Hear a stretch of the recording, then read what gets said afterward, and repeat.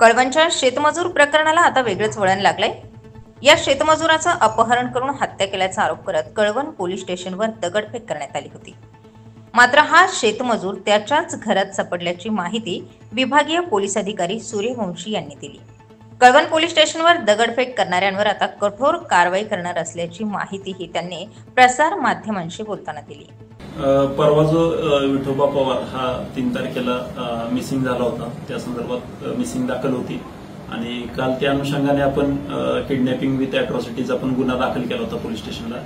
सदर इसमाबाबत आम्ही 4 ते 5 टीम लावल्या होत्या शोध घेण्यासाठी। भरपूर ठिकाणी त्याचे शोध घेतलं, पॅरलली सीसीटीव्ही वगैरे चेक केले। सीसीटीव्हीवरून असं निष्पन्न झालं की तो बाहेर कुठं गेलेला नाही, कळवणखुर्दच्या, म्हणजे तो बाहेर कुठं जाताना दिसला नाही आम्हाला।